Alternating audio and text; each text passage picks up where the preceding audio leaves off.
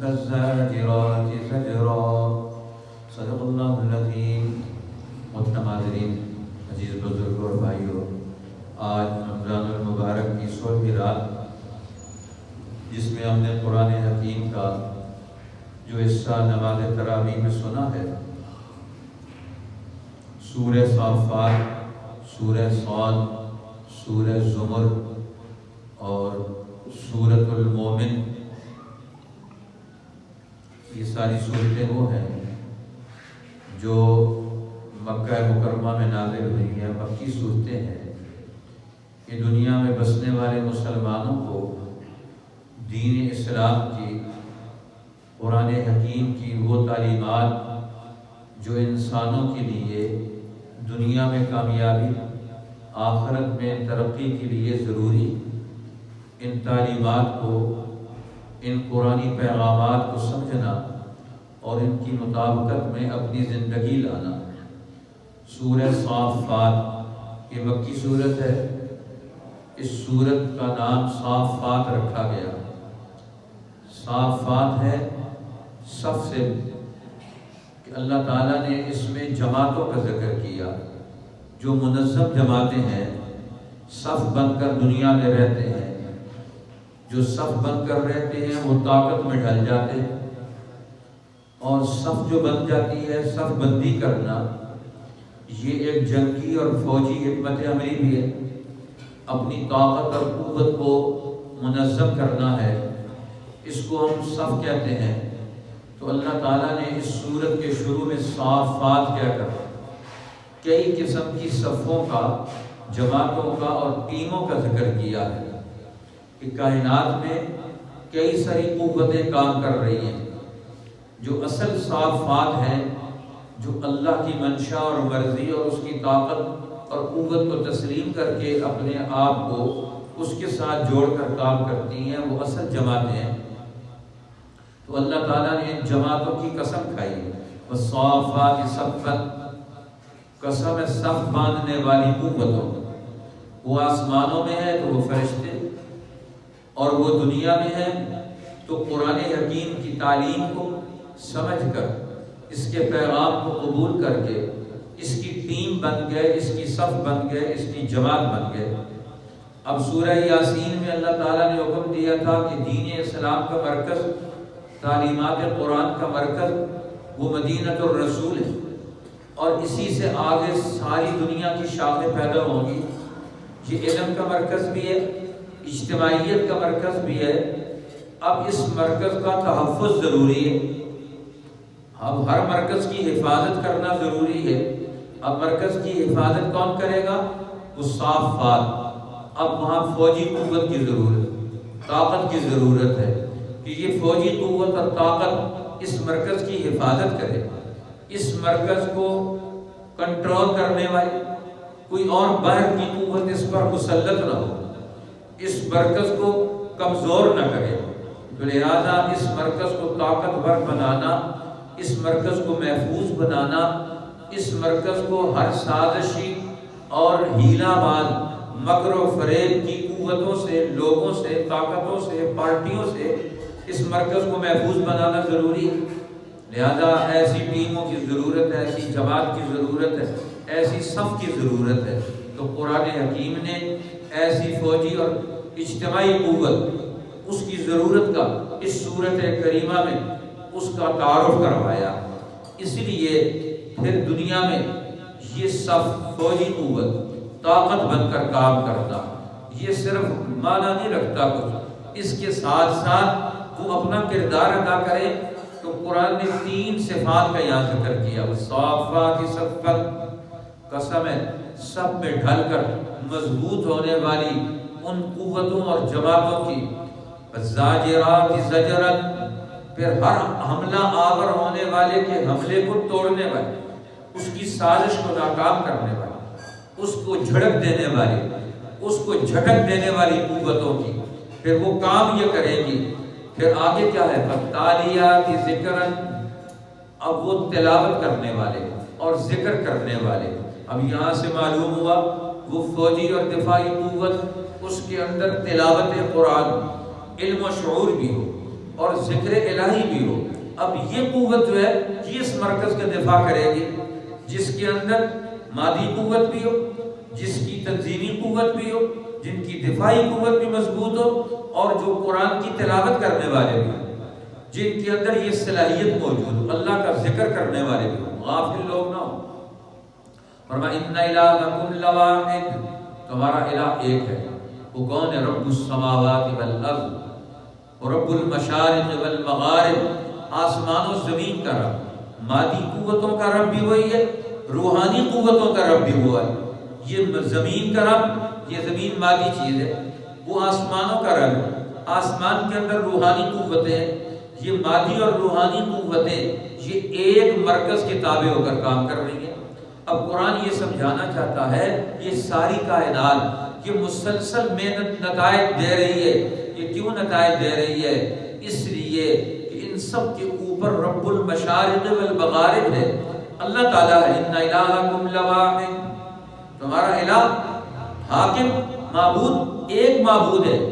اب دنیا میں بہت ساری قومیں ہیں کہ جو بہت ساری دیگر قوتوں کو خدا مان لیتے ہیں، چھوٹے درجے کی قوتوں کو، سورج کو، چاند کو، مختلف مظاہر قدرت کو وہ خدا مان لیتے ہیں، اصل مان لیتے ہیں، اصل مرکز تک نہیں پہنچتے۔ اس لیے قرآن حکیم نے پھر انبیاء علیہ السلام کا تذکرہ کیا کہ اللہ کے نبی آ کر انسانوں کا ذہن کس طرح صاف کرتے ہیں۔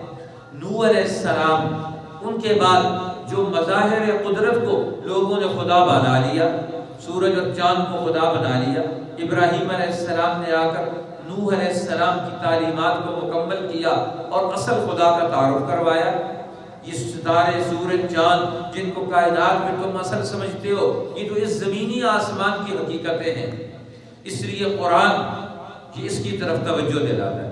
ابراہیم علیہ السلام ایک اللہ کا تعارف کرا کر اس کے لیے اپنے آپ کو اور کائنات کو اس کے ساتھ جوڑ کر پیش کرتے ہیں مربوط شکل میں۔ یہ انسان کے ذہن کی ترقی ہے، وہ کائنات کی ساری چیزوں کو ایک مرکز کے تابع بنا کر دیکھ سکے، مربوط شکل میں اسے پیش کر سکے، درمیان میں کوئی گیپ نہ ہو، نہ زمین میں، نہ آسمان میں، نہ انسانوں میں، نہ کسی اور چیز میں۔ اس لیے اللہ کے نبی یہ آ کر بھرپور کام کرتے ہیں۔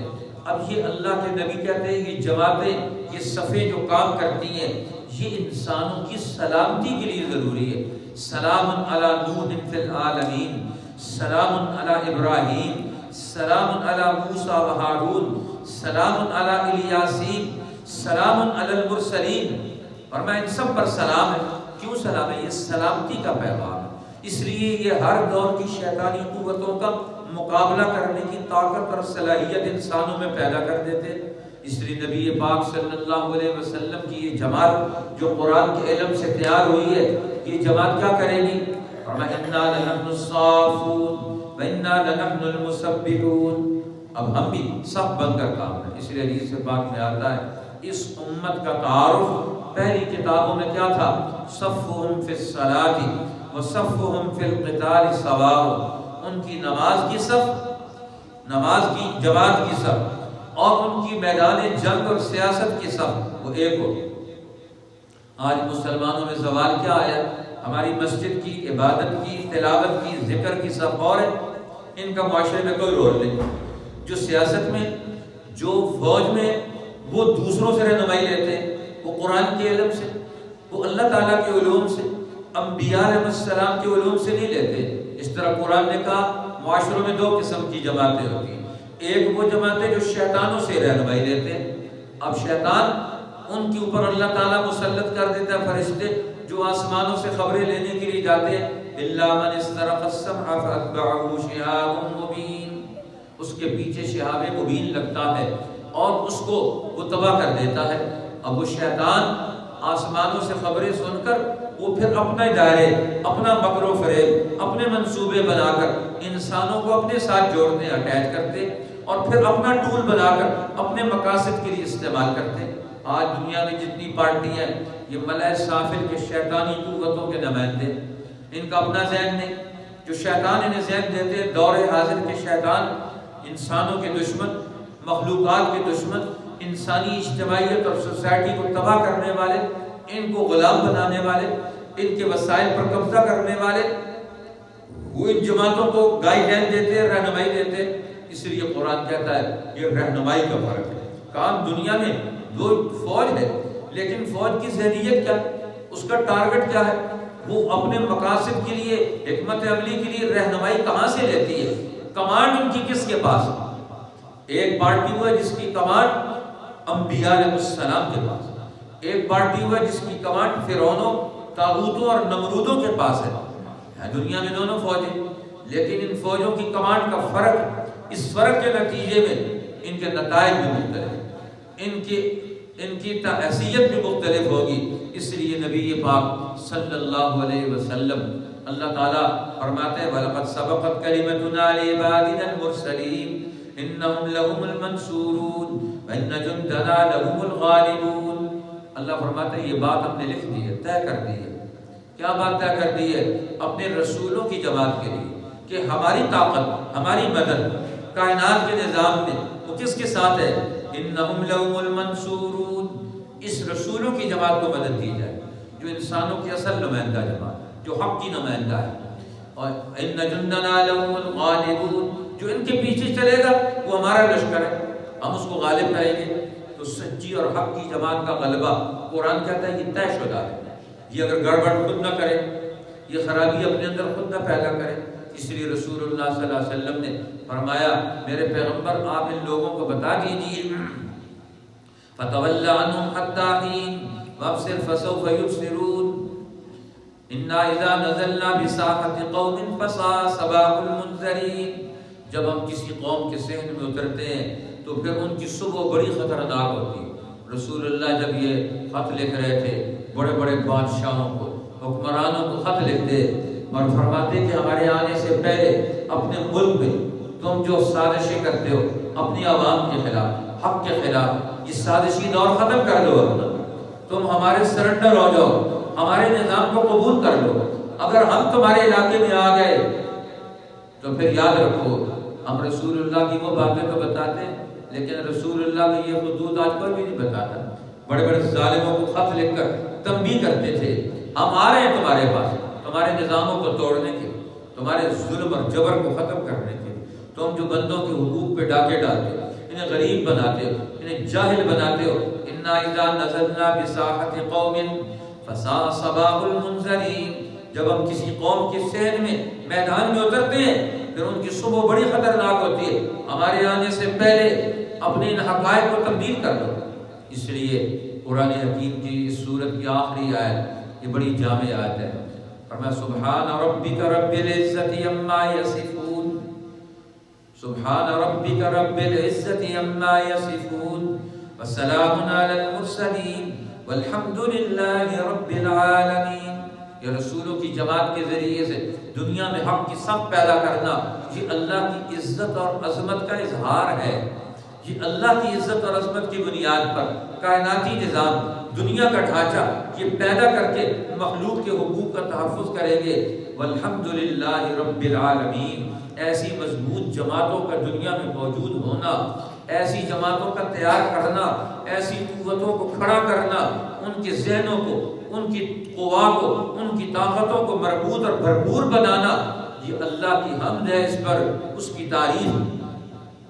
اب پھر اگلی صورت میں یہ تو آپ نے مرکز محفوظ بنا لیا فوجی اور دفاعی قوت کے اعتبار سے، یہ بہت بڑا کام ہے. لیکن مرکز اکیلے تو محفوظ نہیں رہ سکتا. کہتے ہیں جب ہندوستان میں مسلمانوں نے دین حق کی حکومت پیدا کی، اب یہاں بہت سارے خاندان قبیلے آئے اور آخر میں مغل آئے. اب مغلوں نے اکبر اعظم جب اس نے زمام سنبھالی، اقتدار سنبھالا، حکومت میں آیا تو اس نے آگرہ کو اپنا مرکز بنایا، اپنا دار الخلافہ بنایا، دار الحکومت بنایا.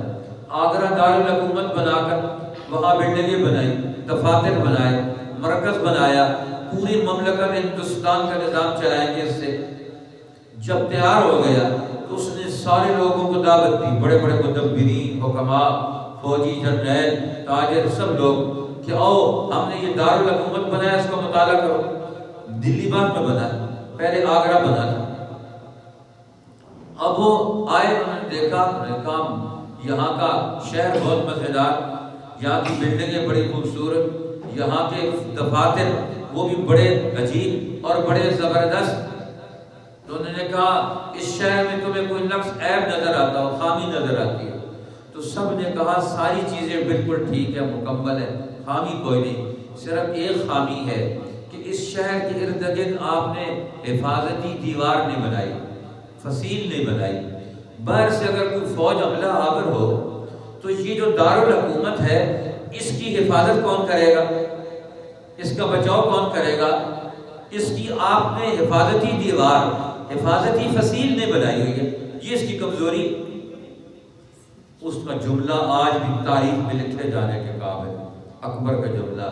تم سمجھتے ہو دارالحکومت کی حفاظت دارالحکومت کے باہر موجود یہ جو دیواریں ہیں بڑی بڑی کانٹے دار دیواریں، باہر کیمرے لگے ہوئے، 10-15 قسم کے آپ نے حصار بنائے ہوئے، حفاظتی حصار بنا کر تم سمجھتے ہو کہ یہ اندر کیپٹل دارالحکومت محفوظ ہو گیا. اس کا جملہ بڑا زبردست تاریخی جملہ. اس نے کہا اس آگرہ کے کیپٹل دارالحکومت کی حفاظتی حصار اور دیوار، اس کی آخری سرحد ہماری مملکت کی کابل ہے. وہ اس کی سرحد ہے، وہ اس کی حفاظتی دیوار ہے. وہ جس دن ٹوٹ گئی بعد والی ساری دیواریں ٹوٹ جائیں گی. اس لیے لوگوں کو، حکمران طبقوں کو اس نے ذہن دے دیا کہ آپ نے دارالحکومت کو صرف محفوظ نہیں بنانا. دارالحکومت کے محفوظ بنانے کا مطلب کیا ہے؟ آپ نے اپنی مملکت، اپنی رعایا، اپنے ملک کے اندر رہنے والی تمام قوتوں کو حفاظت بخشنی ہے. یہاں بیٹھ کر مربوط سسٹم پیدا کرنا ہے، لیکن حفاظت، اس کی حفاظت آخری سرحد پر ہے. اب مملکت اور ملکوں اور قوموں کے نظاموں کی حفاظت کس چیز سے ہوتی ہے؟ صرف فوجی طاقت سے نہیں ہوتی. اللہ تعالیٰ نے سورہ صاد میں پھر اس کی طرف توجہ دلائی. یہ آپ نے جس طرح مدینہ مرکز بن گیا، پھر مدینہ کو آپ نے فوجی اور دفاعی قوت سے مضبوط بنا دیا. اب یہ مستقل ہمیشہ کے لیے محفوظ ہو، اس کے لیے کس چیز کی ضرورت ہے؟ اور میں 2 چیزوں کی ضرورت ہے. ایک علم کی ضرورت ہے، اور اس علم کی بنیاد پر عدل و انصاف قائم کرنے کی ضرورت ہے. عدالتی نظام، انصاف کا نظام، عدالت میں بھی ہو اور ہر شعبہ حکومت میں انصاف کا نظام قائم کیا جائے، اور قانون سازی علم، شعور، ادراک اور دور کے تقاضوں کے اعتبار سے کی جائے. یہ سورہ صاد کا موضوع ہے کہ اپنے مرکز کو علم اور عدل کے ذریعے سے مستقل طور پر کیسے محفوظ رکھا جائے. اس طرح سابقہ انبیاء کے واقعات لوگ جانتے ہیں. موسیٰ علیہ السلام بنی اسرائیل میں نئی اجتماعی تحریک پیدا کرتے.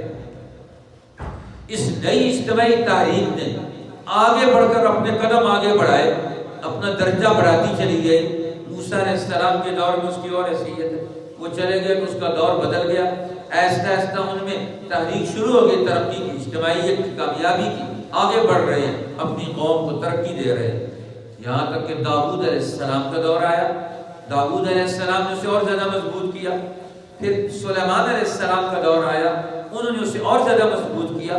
اب داؤد و سلیمان نے اسے کس طرح مضبوط کیا، قرآن کی یہ صورت ہمیں بتاتی ہے. اس میں دونوں پیغمبروں کا تذکرہ کر کے اسلام کا اگلے دور کا آئینہ بتایا. اور میں جس طرح موسیٰ علیہ السلام کے ساتھ ان کے نبوت کے اصل مظاہر داؤد و سلیمان علیہ السلام کے دور میں آئے، اسی طرح محمد الرسول اللہ صلی اللہ علیہ وسلم اپنا مرکز پیدا کرنے کے بعد آپ کی جماعت میں سے ابو بکر صدیق اور عمر بن الخطاب اگلے دور کو پیدا کریں گے. جس طرح داؤد علیہ السلام نے پیدا کیا، حضرت ابو بکر صدیق کا وہ دور ہے، سلطنت کو استحکام ملے گا. جس طرح حضرت عمر نے سلطنت کے استحکام میں نئے سے نئے ادارے بناتے چلے گئے. اب نئے ادارے کیسے بنیں گے، سلطنت کیسے مستحکم ہوگی؟ اس کے لیے ایک خاندان نہیں، پوری قوم کے اندر سے، آپ سارے نبیوں کے بقایا جات کے اندر سے جو مخلص لوگ ہیں، باصلاحیت لوگ ہیں، وہ جو الگ الگ بکھرے ہوئے دنیا میں موجود ہیں، ان کو دعوت دے کر، ان کو علم اور شعور دے کر، انہیں اکٹھا کر کے ہر قوم کے اندر سے قومی نمائندے پیدا کرے اور ان قومی نمائندوں کو جمع کرتے چلے جائے. اب حضرت سلیمان علیہ السلام، داؤد علیہ السلام، ان کے دور کی 2 مثالیں قرآن نے پیش کی. داؤد علیہ السلام اپنے حجرے میں، اپنی عبادت گاہ میں نماز پڑھ رہے ہیں.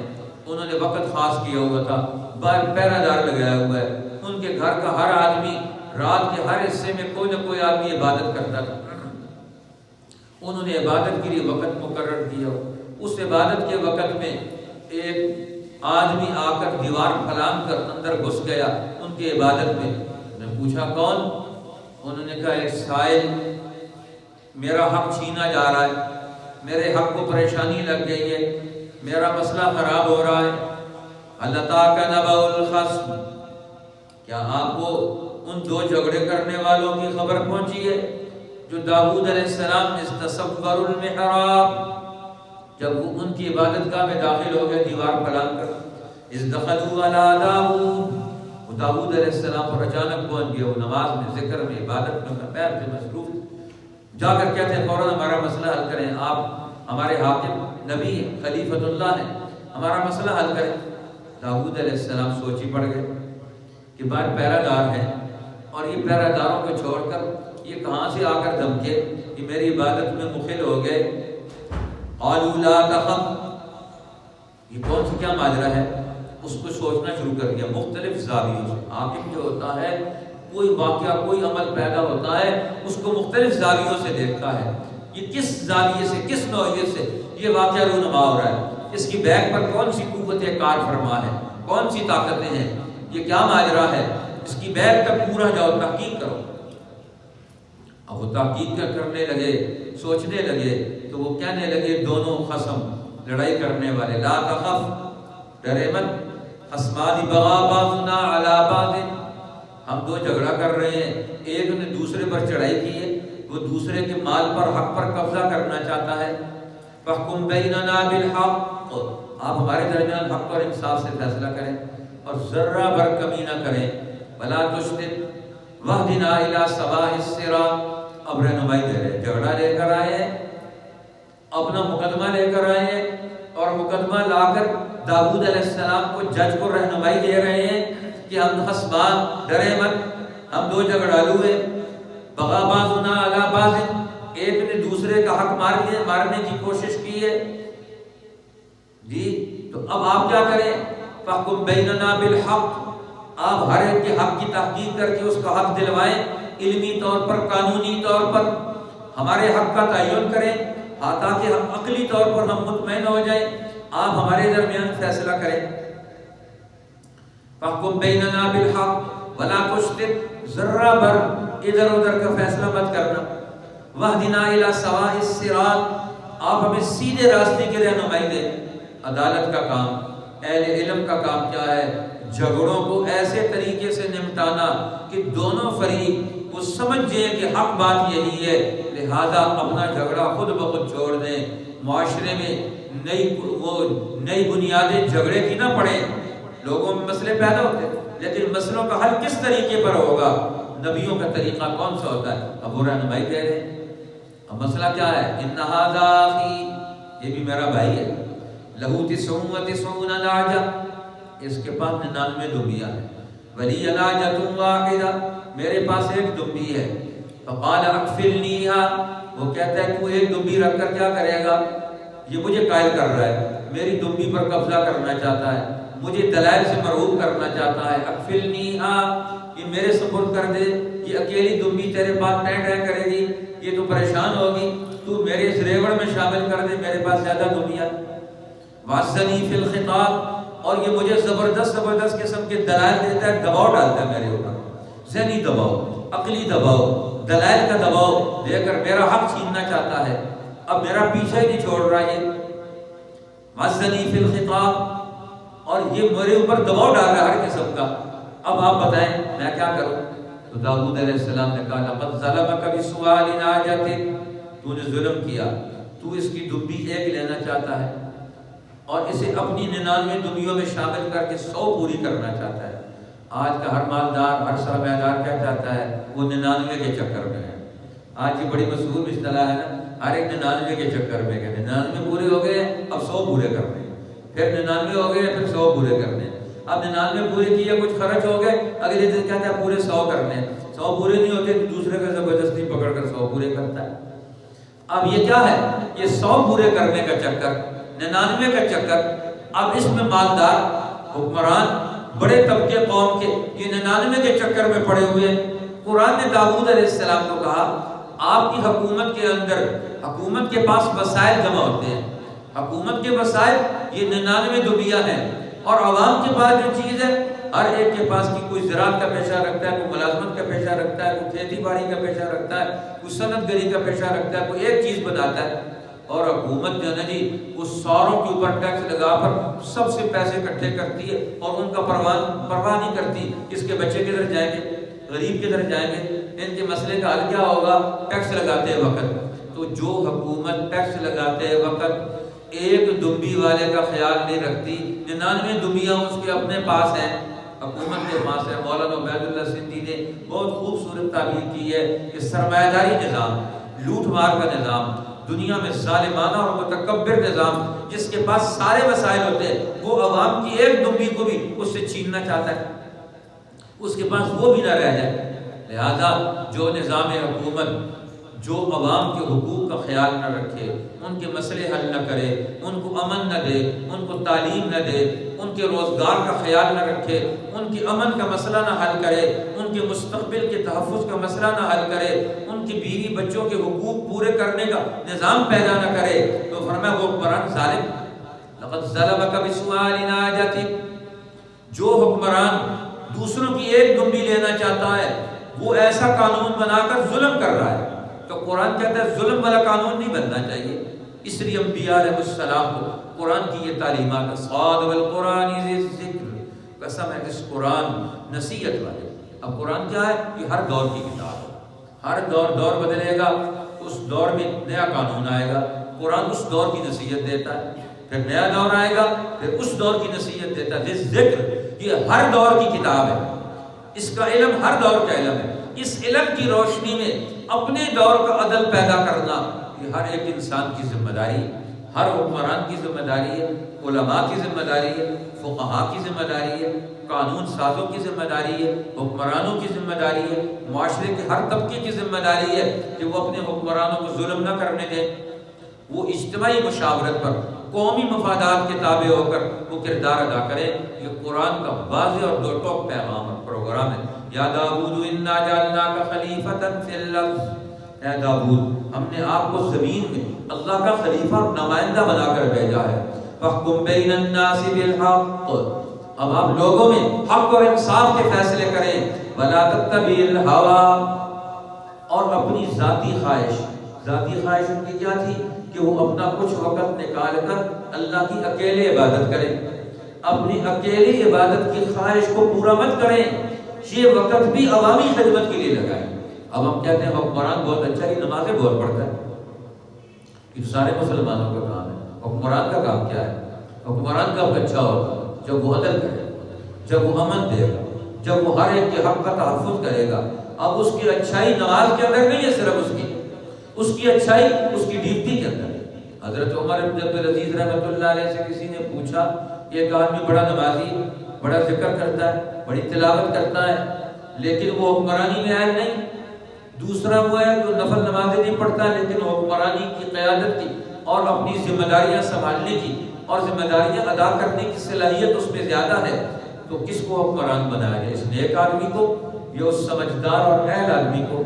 انہوں نے کہا اگر آپ نے قوم کا مستقبل اور ان کا بیڑا غرق کرنا ہے تو پھر اس نیک کو بنا لیں، اور اگر قوم کو بچانا ہے تو پھر اس اہل کو حکمران بنائیں، اس نیک کو مت بنائیں۔ اس کے مقابلے میں بے شک کم ہے، لیکن وہ آدمی جس کے اندر صلاحیت اس سسٹم چلانے کی، اس شعبے کے چلانے کی، اس ذمہ داری کو ادا کرنے کی ذمہ داری اس کو دی جائے۔ آج ہمارے یہاں نیکی کا معیار الٹا ہو گیا۔ ہم نے حضرت عمر رضی اللہ تعالیٰ عنہ ان سے پوچھا، ایک آدمی جا رہا تھا تو مجلس میں بیٹھے ہوئے ایک آدمی سے انہوں نے پوچھا کہ یہ آدمی کیسا ہے؟ انہوں نے کہا یہ بہت اچھا ہے۔ انہوں نے کہا مجھے کیسے پتہ چلا یہ اچھا ہے؟ کہنے لگا یہ مسجد نبوی میں نماز پڑھتا ہے صف اول میں۔ انہوں نے کہا یہ تو اچھائی کا کوئی معیار نہیں۔ انہوں نے کہا یہ قرآن بھی پڑھتا ہے۔ انہوں نے کہا یہ بھی کوئی اچھائی کا معیار نہیں۔ انہوں نے کہا پھر کیسے پتہ چلے؟ انہوں نے کہا کہ تو نے اس کے ساتھ کبھی لین دین کیے؟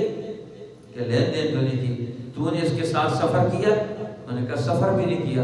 تو تجھے کیسے پتہ چلا کہ یہ اچھا ہے؟ انسان کی اچھائی کا پتہ چلتا ہے لین دین سے. لین دین میں جھوٹ بولتا ہے، دوسرے کا حق مارتا ہے، دوسرے کو نقصان پہنچاتا ہے، تو اچھا کیسے ہو گیا؟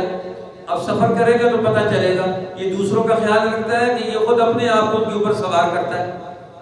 اب اس سے پتہ چلے گا جو اچھا انسان وہ ہے جو دوسروں کے لیے اچھا ہے. اچھا انسان وہ ہے جو دھوکہ کسی کو نہ دے. اچھا انسان وہ ہے جو معاشرے میں خرابی پیدا نہ کرے. یہ تو تربیتی نظام ہے. جو ہم نے نماز پڑھنی ہے، روزہ رکھنا ہے، یہ تو سارے لوگ کریں گے اسلامی دور میں. یہ تو ہر مسلمان کی ذمہ داری ہے. اچھا وہ ہے ان میں سے جو دوسروں کے لیے اچھا ہے.